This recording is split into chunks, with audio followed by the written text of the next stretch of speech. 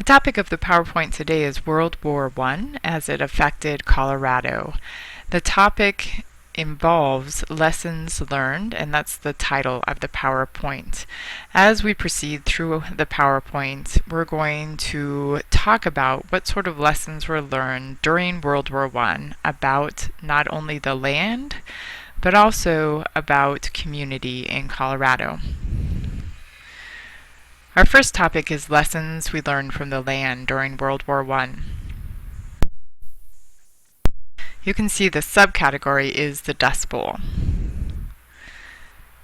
Colorado, as well as Colorado citizens, participated in World War I. One of the most significant ways they participated in World War I was to produce wheat for the war. Hoover, who was the president during the time, found that America was the leader in producing food for the world, and the demand for food rose significantly during World War I. So what he did is he gave incentives for farmers to plant wheat. The demand for food was very high. We knew we could sell it, and we could sell it not only to our own civilians, but also to Allied armies and civilians. In addition to this incentive that Hoover set out for farmers, we, during that time of World War I, had a great climate for growing wheat. We had about a 20-year cycle of increased precipitation. The other thing that kind of added to this triage of things was that we were starting to develop new technologies, namely tractors. So what tractors would allow would be for farmers to quickly go and basically till the soil so that they could plant wheat, and they could do it at a much faster rate than they did traditionally. With all these things in place, what happened is we had a whole lot of people move to Colorado to plant wheat as well as to till up the soil. You can see in the numbers here that Weld County alone, between the years of 1917 and 1930, in 1917, 30% of the land in Weld County was plowed. By 1930, 60% of the land in Weld County was plowed. While this made for a lot of money, it also created some problems. So while things were going well for a while, unfortunately what happened was the stock market crashed. We had a lot of suspect investments in the stock market, and in 1929 it crashed. While that didn't impact farmers immediately, it certainly did eventually impact farmers, and they saw a decline in their wheat prices. In addition, however, there was just one more thing that happened for farmers during this time. The weather turned for farmers in 1931, and there was a significant drought.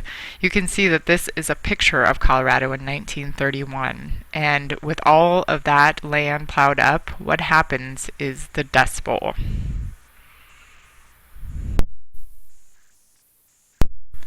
The area the Dust Bowl covers, as you can see, is Kansas, Oklahoma, a little bit into Texas, New Mexico, and the southeastern corner of Colorado.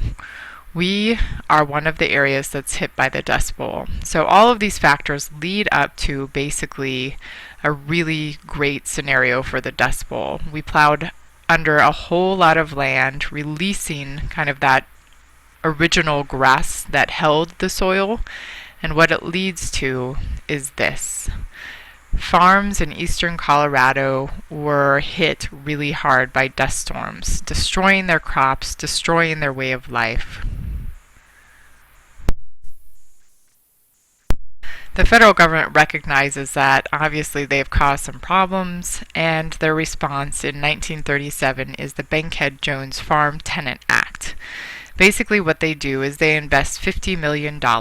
They purchase submarginal lands for conservation, so lands kind of like that were plowed up in southeastern Colorado, for $3 an acre. They not only purchased the land, but they also gave people jobs planting grass seed to basically conserve the land that they had destroyed.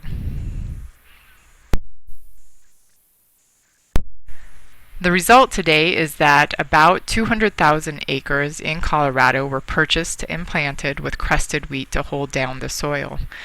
Nearby, a lot of areas in southeastern Colorado, you can see grasslands, like the Pawnee National Grasslands, which this is a picture of. So while a lot of great things did happen during World War I, including a lot of people went to fight during World War I, this is just one example of a lesson learned about the land during World War I in Colorado.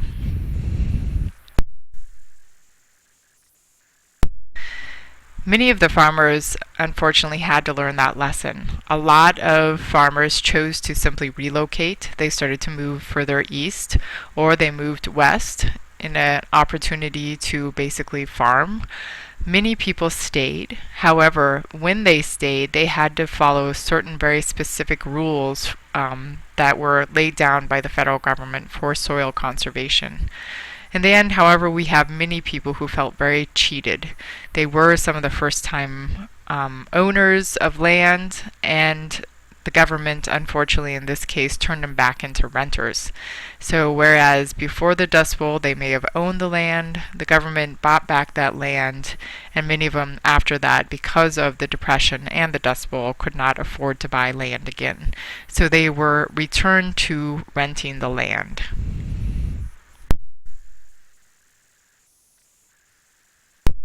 The other thing I want to talk about is lessons about community.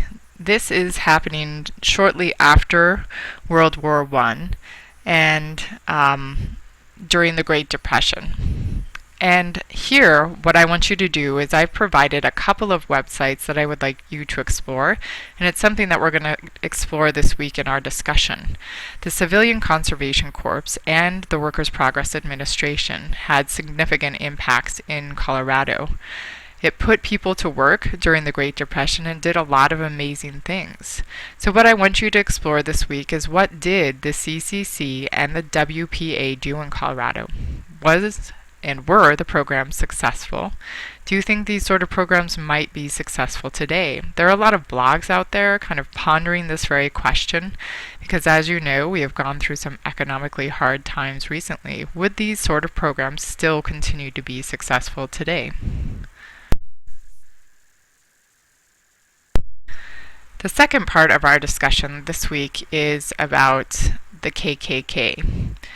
The KKK basically rose up during the time right after World War I. The KKK came in pretty quietly in about the 1920s, as you can see. One of the Grand Imperial Wizards came in. William J. Simpsons of the Knights of the KKK entered into the Denver's Brown Palace.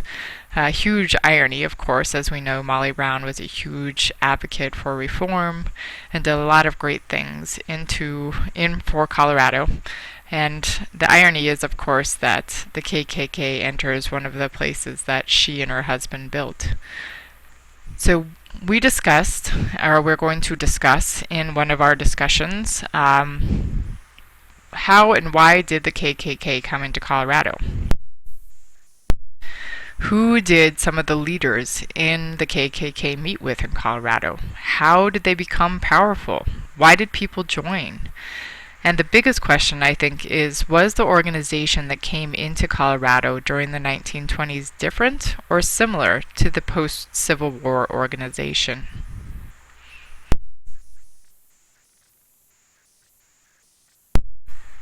That's it for the World War I presentation. The presentation after this will cover World War II.